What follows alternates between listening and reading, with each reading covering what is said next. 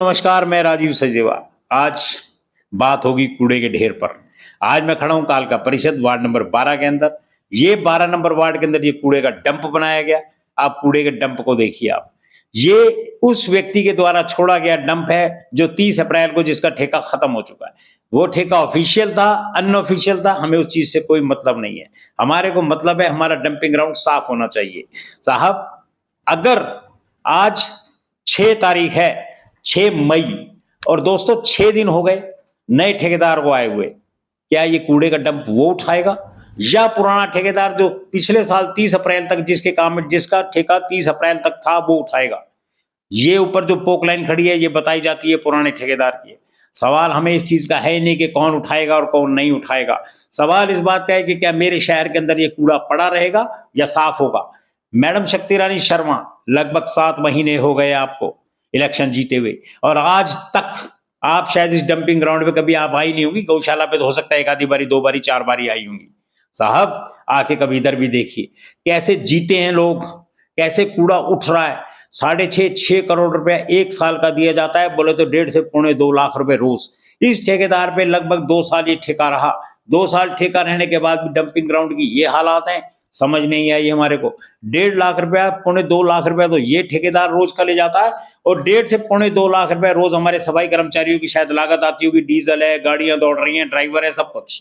सब 3-4 लाख रुपया खर्चने के बाद भी मेरे कालका शहर को, जिसको एक पूरा शहर ही आप डंपिंग ग्राउंड कह सकते हैं, 3 से 3.5 लाख, 4 लाख रुपया कुछ अमाउंट खर्चने के बाद फिर भी मेरा शहर कूड़ा घर बना हुआ है। आज इस कूड़े को देखें, क्या इस कूड़े को पुराना ठेकेदार उठाएगा?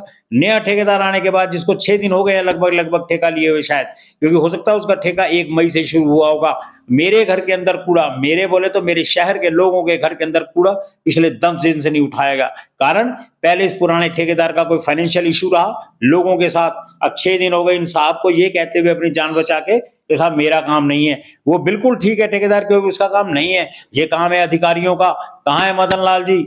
मदन लाल जी, आपको इतना दिमाग नहीं दौड़ा कि मैं ठेका, हम लोग पिछले साल का रिलीज, अब 30 अप्रैल तक खत्म होगा उसका ठेका, तो कम से कम हमें एक महीना पहले ठेका इशू कर देना चाहिए। बिल्कुल नहीं, 1 महीने के अंदर 20-20 धड़ाधड़ तरीके से ये ठेके अपलोड करते रहे, ताकि लोगों को हम ये कह सके कि साहब हम तो ठेका रोज करते थे, कोई पार्टी आती नहीं थी भरने के लिए, कोई कॉन्ट्रैक्टर आता नहीं था। बहुत सियाणे हैं आप सीएम साहब। हालात बद से बदतर है मेरे शहर के, क्योंकि ना तो मेरे शहर का चेयरमैन साहब काम करता है, उसके हालात क्या बताऊं मैं आपको। अगर वो भी नहीं आए होंगे कभी इधर गौशाला, तो वो भी आते होंगे। साहब, एक बार आए इधर देखें। अगर आप उनसे पूछेंगे कि साहब ये क्या हालात हैं, तो उनका एक ही जवाब होगा कि मैनू नहीं पता। सर, ऐसे काम नहीं चलेगा। आज सीएम साहब, मैं आपसे एक निवेदन करता हूं, मेरा बड़ा साफ सुथरा सा निवेदन है आपको, कि जिस तरीके से सुनने में आया कि गुड़गांव नगर पालिका, गुड़गांव नगर निगम के अंदर 13 लोगों के ऊपर एफआईआर हुई, इसलिए उसमें ठेकेदार भी थे, सरकार के कर्मचारी भी थे। बात मुद्दा की थी, बात सिर्फ इस कूड़े की थी। क्या आज आप मेरे शहर को देखेंगे? क्या मैं देखूंगा इस शहर को, या आप देखेंगे? इस बात का जवाब मुझे दें आप। ऐसे नहीं चलेगा। मेरे शहर का सत्यानाश करके रख दिया। 4 लाख रुपया, 3.5 लाख रुपया पर डे खर्चने के बाद भी मेरे शहर से कूड़ा नहीं उठता। मैं क्या करूं? मैं आज हर आदमी की एक आवाज बन के उठ के आ रहा हूं।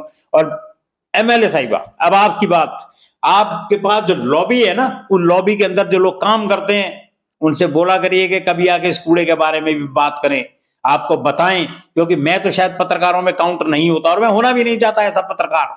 मैं इस तरीके का पत्रकार काउंट होना चाहता हूं। आप ध्यान दीजिएगा इस तरफ। आपके लगभग लगभग 1.5 सेमेस्टर खत्म हो गया। मैं आपको बार बार रोज आगाह करता हूं। आपको बिल्कुल, या तो आप सुनना नहीं चाहती, या आपके नीचे के लोग आपको बताते नहीं है। आपका सिस्टम या तो ठीक नहीं है, और अधिकारियों से भी निवेदन नहीं है। अधिकारियों से साफ रूप से कहा जा रहा है कि अगर इस तरीके से आप हमारे शहर को रखेंगे तो आप यहां से चले जाएं, हमें जरूरत नहीं है आपकी। सीएम साहब, आप पर्सनली, निवेदन है आपसे, इस चीज के ऊपर ध्यान दें, क्योंकि गौशाला में भी आप 1-2 बार आ चुके हैं।